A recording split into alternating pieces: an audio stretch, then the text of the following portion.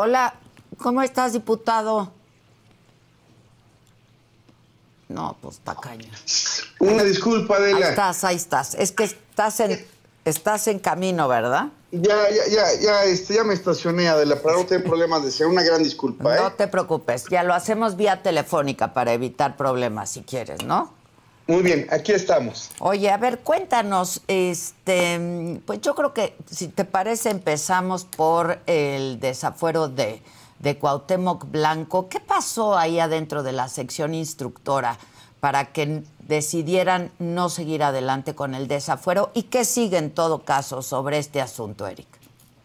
Te agradezco mucho la pregunta, Adela, porque mira, no es correcta la información que desafortunadamente hoy está en la opinión pública. No votamos el desafuero todavía. El desafuero no está votado. Lo que se votó en contra fue la admisión de este juicio. Si no le dieron ni entrada, ¿no? Sí, no se admitió este juicio. Por primera vez en la historia de México, la sección instructora toma una decisión basada en el artículo 26, párrafo segundo de la Ley Federal de Responsabilidad de los Servidores Públicos para no admitir un procedimiento hasta que no haya una carpeta bien integrada. Eso es realmente lo que sucedió. Es un asunto absolutamente de derecho para salvaguardar los derechos de la víctima. Es justo al contrario de lo que se ha venido comentando. Mira, en la sección instructora no se cumplió con el principal requisito de procedibilidad para admitir esto, que es que se cumplan con los requisitos para ejercer la acción penal.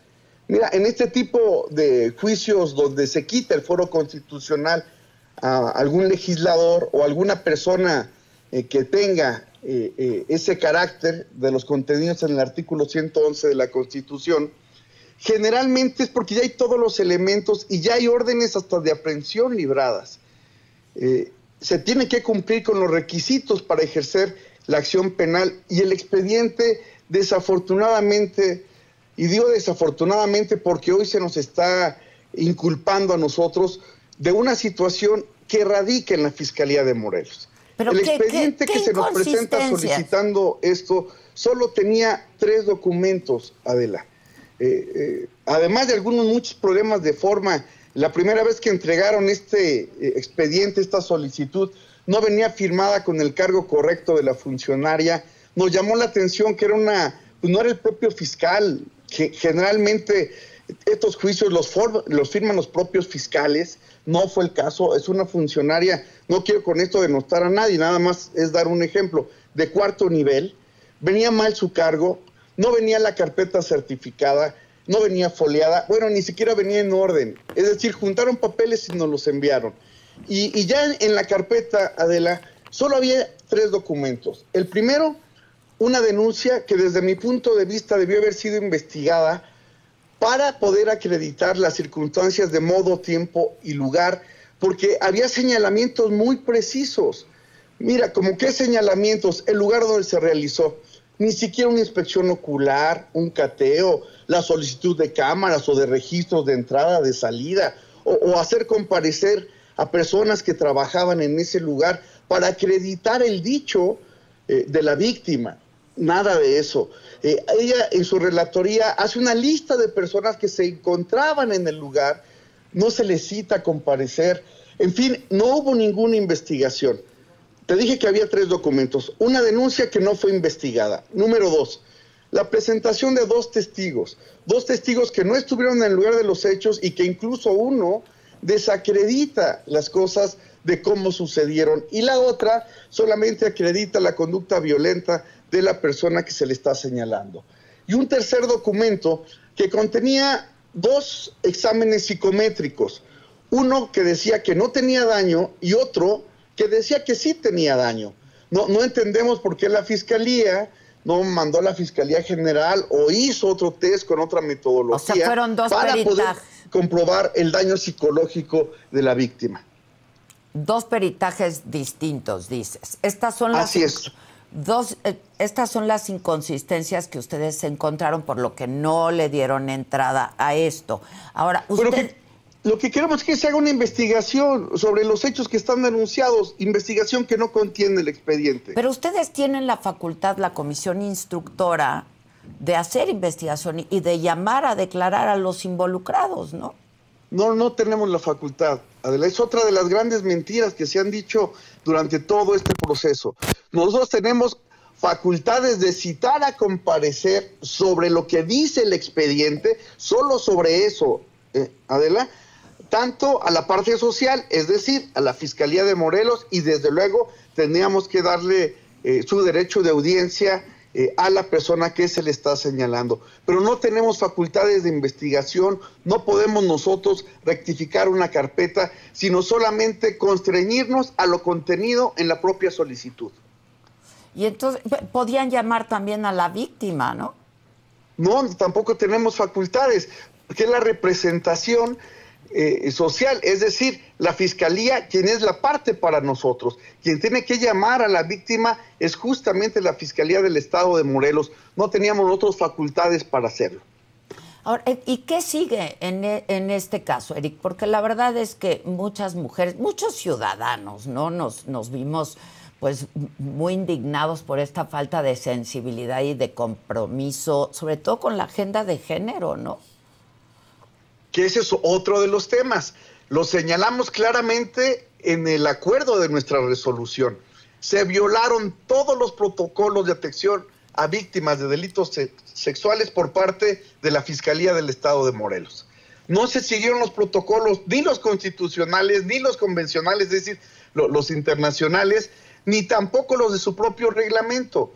Entonces, lo que nosotros decimos, hicimos un exhorto en el propio acuerdo, regresando la carpeta. Este caso no está cerrado, Adela.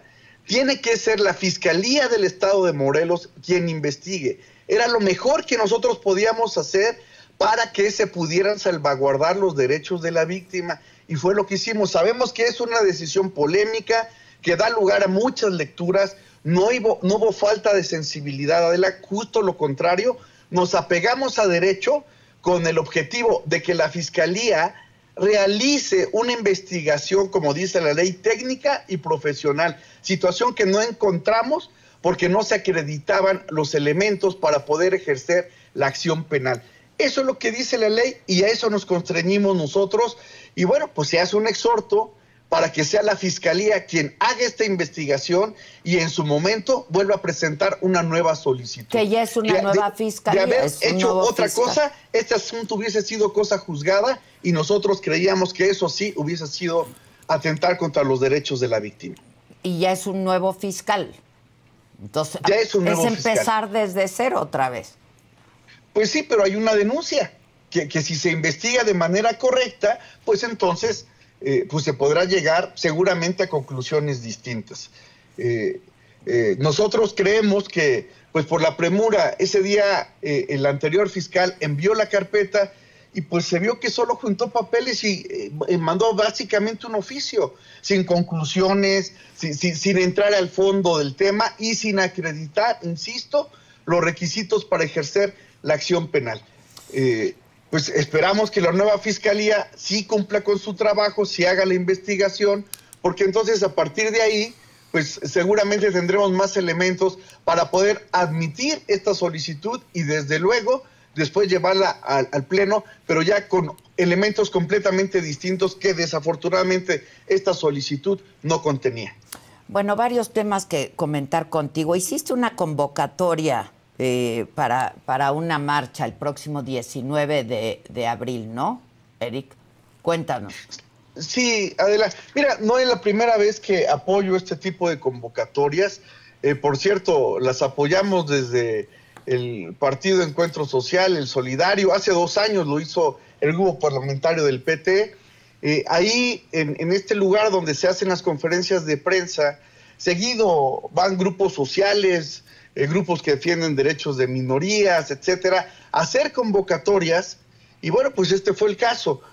Yo creo que, lo digo con respeto, se magnifica, seguramente porque está muy vigente todavía el tema de este asunto del juicio de procedencia.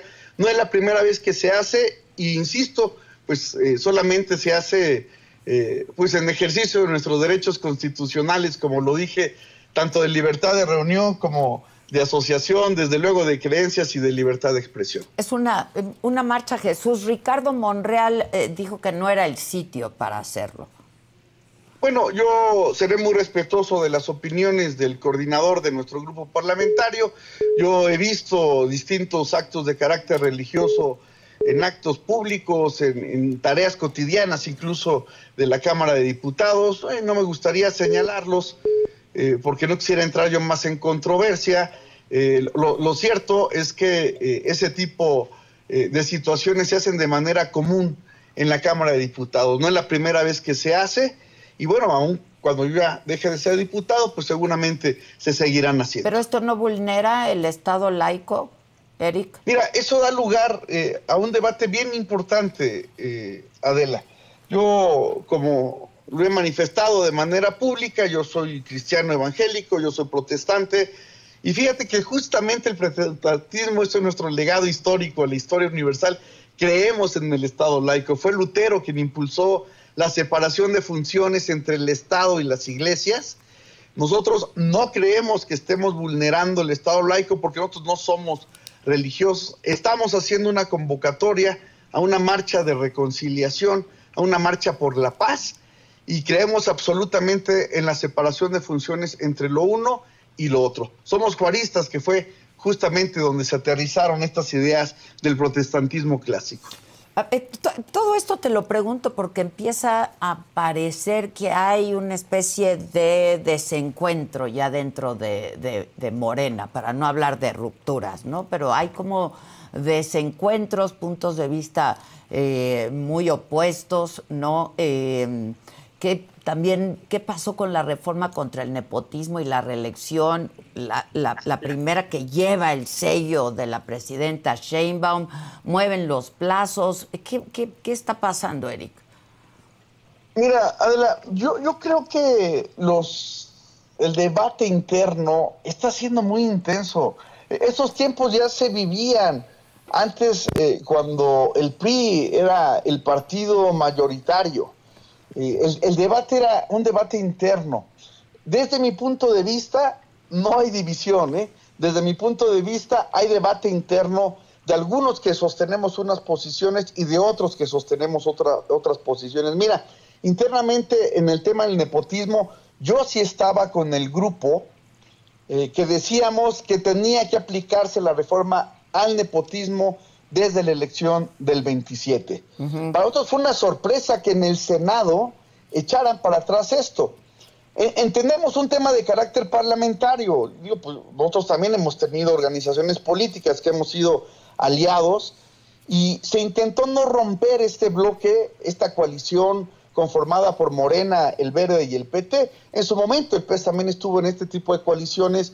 Y bueno, pues para no romper bloques parlamentarios se tomaban decisiones.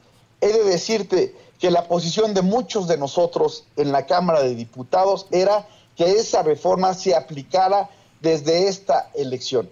Cuidando que no se rompiera el bloque, pues nos llega el Senado ya una minuta distinta a la que esperábamos y al final decidimos votar porque fuera hasta el 30, pero aún así en el grupo parlamentario de Morena se están impulsando cambios, ya lo ha manifestado la presidenta Luisa María. En el caso de Morena, sí, no se va a aplicar esto, pues no todavía de manera legal, pero sí de manera real, de no apoyar candidaturas que tengan que ver con lo que la presidenta había señalado, la famosa ley antinepotismo, en la que estamos de acuerdo. Entonces, yo diría que es más bien un debate interno intenso.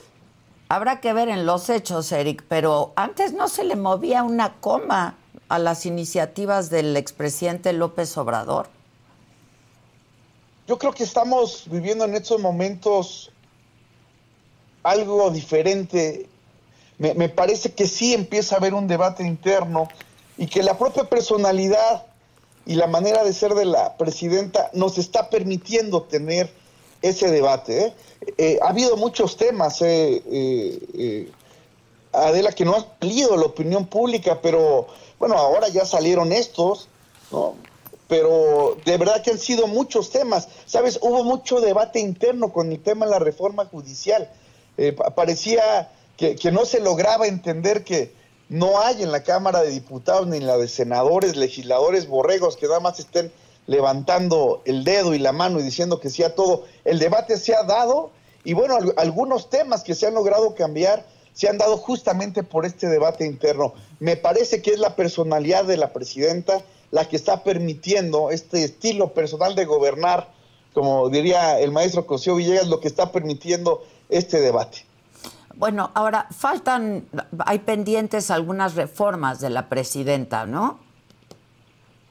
Pues lo que se ha denominado como la ley Harfuch, que a muchos de nosotros nos interesa sacar adelante, Adela, por una simple y sencilla razón.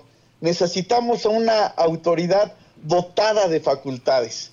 Desafortunadamente, por mucho tiempo se ha venido imponiendo de manera equivocada el discurso de los derechos humanos. No es que no queramos respetar los derechos humanos, pero sí se le quitaron muchas herramientas a las autoridades. Debe haber respeto a los derechos humanos absoluto. Hay instituciones que deben señalar la violación a los derechos humanos, pero lo que terminó pasando es lo que hoy estamos viendo. Desde que surgió el nuevo sistema adversarial penal, Adela, han pasado muchas cosas en nuestro país. Llevar a juicio a muchas personas ha sido bien difícil, y hoy con tantos instrumentos tecnológicos, no poder demostrar y no poder tener las facilidades legales para demostrar los delitos está impidiendo que la autoridad actúe. Me parece que hay un bloque muy importante de diputadas y diputados de Morena que estamos apoyando esto. La oposición está siendo renuente y a mí me sorprende un poco porque antes ellos votaban cosas que ahora están votando en contra, ¿no? Por ejemplo, tenemos que aceptar una realidad muy difícil. Tener que estar usando en estos momentos todavía al Ejército Nacional para situaciones de seguridad pública, mientras construimos, y esto no se hace de la noche a la mañana, no se inflan como globos, una institución capaz de darle seguridad pública a los mexicanos. Hoy necesitamos al Ejército. Antes, en gobiernos priistas y panistas, ellos estaban de acuerdo, ahora votan en contra de eso, pues simple y sencillamente no estoy entendiendo.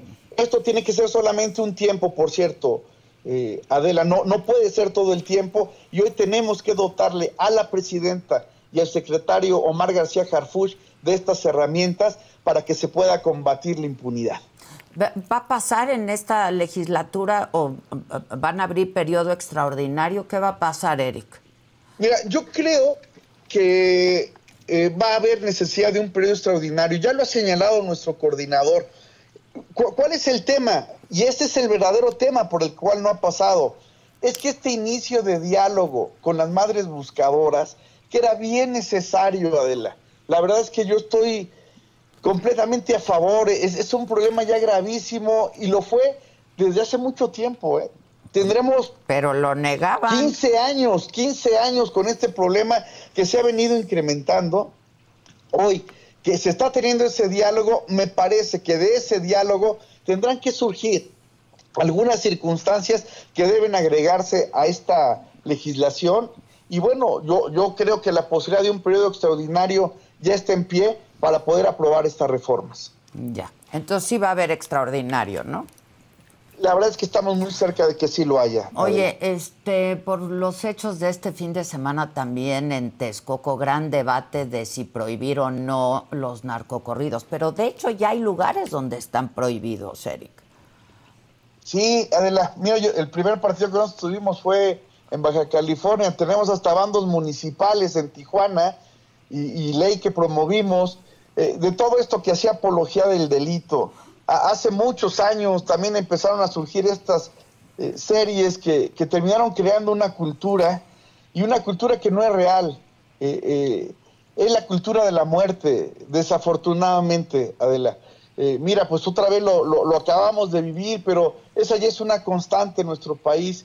Todavía añoramos aquellos tiempos de los corridos buenos, porque a los que nos gusta la música mexicana, bueno, pues los corridos han sido una tradición, pero no estos que hacen apología del delito y pitan a héroes que no son héroes. Desafortunadamente, hoy esta generación de mexicanos ha confundido mucho por este tipo de series, por la música, porque utilizando tradiciones mexicanas, esta música que tanto nos gusta, que lo traemos en nuestro ADN, pues han generado mucha violencia y la van a seguir generando. Es una pena porque, mira, la Feria de Texcoco fue tan importante, esas ferias eran tan importantes en nuestro país, eran verdaderos carnavales, que hoy estarnos limitando por las inseguridades que se provocan en este tipo de no poder llegar a un lugar y divertirnos como antes lo hacíamos. Pero entonces, ¿tú estás a favor de que se prohíban? Pues mira, la verdad es que sí, todo lo que haga apología del delito sí debe de prohibirse. Evidentemente, no necesitamos hacer apología del delito para cantar buenos corridos o para que la música mexicana, ya sea de banda, de mariachi o la que sea, pueda ser gozada por los mexicanos. Sí, sí estoy en contra de series y también de música y de todo lo que haga apología del delito y sobre todo que ensalce al crimen organizado, porque esa es la cultura de la muerte, Adela, no es la cultura de la vida. Bueno, pues vamos a estar atentos. En un momento más vamos a hablar con el alcalde de Texcoco. Gracias, Eric, por lo pronto y estamos en contacto. Gracias. El agradecido soy yo por la oportunidad que me das de dirigirme a tu auditorio, Adela. Siempre. Gracias.